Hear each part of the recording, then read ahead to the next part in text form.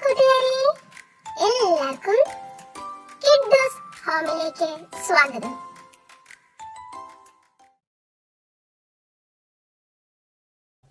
മാന്യ സദസ്സിന് നമസ്കാരം. ദൈവത്തിന്റെ ഏറ്റവും മനോഹരമായ സൃഷ്ടിയാണ് സ്ത്രീ. സ്ത്രീകൾ ഒരിക്കലും ദുർബലരല്ല. കാരണം ദൈവം അവളെ ഈ ലോകത്ത് മറ്റാരേക്കാളും ശക്തിയാക്കിയിട്ടുണ്ട്. അതിനാൽ സ്ത്രീകളെ ശക്തരാക്കാൻ ആരും സമയം കളയണ്ട എന്ന് തന്നെ പറയേണ്ടിയിരിക്കുന്നു. മറിച്ച് ലോകം ആ ശക്തിയെ വീക്ഷിക്കുന്ന രീതി മാറ്റുകയാണ് വേണ്ടത്.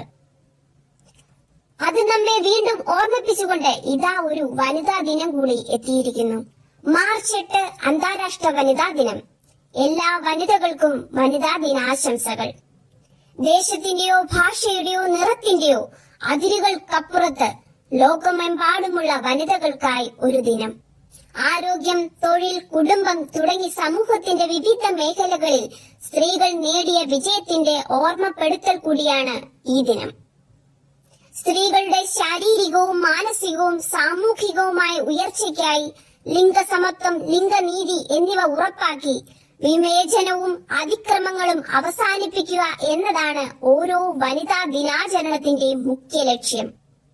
20ാം നൂറ്റാണ്ടിന്റെ തുടക്കത്തിൽ വ്യാവസായിക വളർച്ചയിലേക്ക് കാലൂന്നിയിരുന്ന പല രാജ്യങ്ങളിലും സ്ത്രീകൾക്ക് നേരിടേണ്ടി വന്ന ദുരനുഭവങ്ങളുടെ മേൽ സ്ത്രീകൾ സ്വയം ആർജിച്ചെടുത്ത കരൾ ഉറപ്പിന്റെ വിജയത്തിന്റെ അനുസ്മരണമാണ് വനിതാ ദിനമെന്ന ആശയത്തിന് വഴിയൊരുക്കിയത്.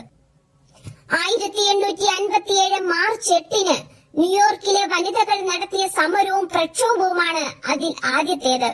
അതിനെ തുടർന്ന് അമേരിക്കൻ സോഷ്യലിസ്റ്റ് പാർട്ടിയുടെ ആഹ്വാനപ്രകാരം 1909 ഫെബ്രുവരി 28 ആദ്യ വനിതാ ദിനാചരണം നടന്നത്.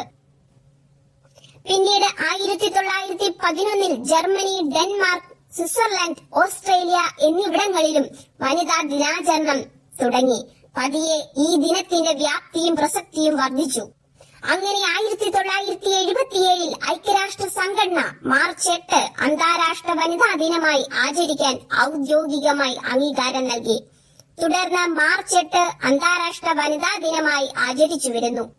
അങ്ങനെ ഒരു ദിനം എല്ലാ വർഷവും ആചരിക്കുക എന്നത് മാത്രമല്ല, അതിനപ്പുറം എല്ലാ രംഗങ്ങളിലും വിപ്ലവകരമായ മാറ്റം ഉണ്ടാക്കുന്നതുപോലെ സ്ത്രീകളോടുള്ള സമൂഹത്തിന്റെ ചിന്താഗതിയിലും കാഴ്ചപ്പാടിലും നീതിപൂർവമായ മാറ്റം വരികയും നിയമത്തെയും ശിക്ഷയെയും മാത്രം ഭയന്നല്ലാതെ ആത്മാർത്ഥമായി സ്ത്രീകളെ ബഹുമാനിക്കുവാനും സ്നേഹിക്കാനും തയ്യാറാകുന്ന മനുഷ്യ സമൂഹം ഈ ലോകത്ത് സൃഷ്ടിക്കപ്പെടണം എന്നതുമാണ് ഈ ഒരു ദിനം കൊണ്ട് ഉദ്ദേശിക്കുന്നത്. സ്ത്രീയെ അമ്മയായും ദേവിയായും കണ്ട് ആദരിച്ച് ആരാധിച്ചു പോന്നിരുന്ന ഒരു ആർഷഭാരത സംസ്കാരമായിരുന്നു നമ്മുടേത്. എന്നാൽ കാലത്തിന്റെ കുത്തൊഴുക്കിൽ സമൂഹം അവളിൽ ഒരുതരം രണ്ടാം പൗരത്വം അടിച്ചേൽപ്പിച്ചിരിക്കുന്നു. പുരുഷന്റെ പിന്നിൽ നിൽക്കേണ്ടവളോ മുന്നിൽ കയറി നടക്കേണ്ടവളോ അല്ല, മറിച്ച് അവന്റെ ഒപ്പം നിൽക്കേണ്ടവളാണ് സ്ത്രീ. എങ്കിൽ മാത്രമേ സമത്വ സുന്ദരമായ നല്ലൊരു സമൂഹത്തെ കെട്ടിപ്പടുക്കുവാൻ നമുക്ക് സാധിക്കൂ. സംസ്കാര സമ്പന്നമെന്ന് നാം അവകാശപ്പെടുന്ന നമ്മുടെ നാട്ടിൽ ഇന്ന് അമ്മയുടെ ഉദരത്തിൽ ഉരുവാകുന്നത് മുതൽ ജീവിതത്തിലുടനീളം സ്ത്രീകൾ സമൂഹത്തിലും കുടുംബത്തിലും പൂർണ്ണമായി സുരക്ഷിതരാണോ?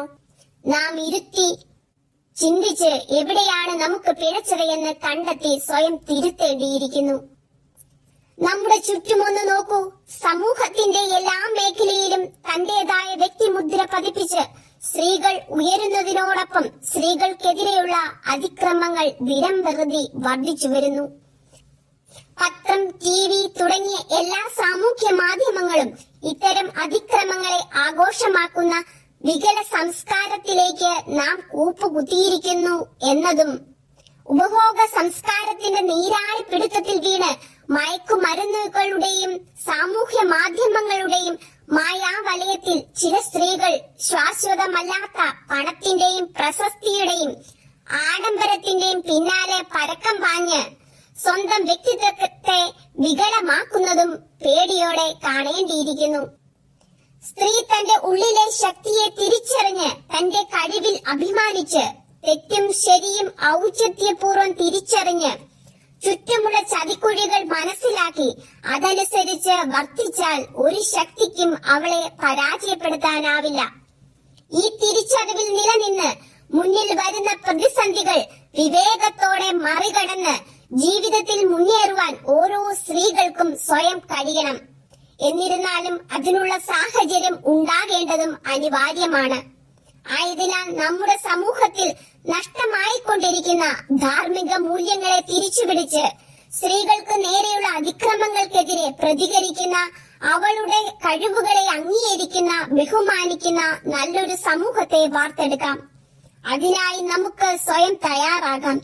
അതിന് ഈ വനിതാ ദിനാചരണം കാരണമാകട്ടെ എന്ന് ആശംസിച്ചുകൊണ്ട് ഞാൻ എന്റെ വാക്കുകൾ നിർത്തുന്നു.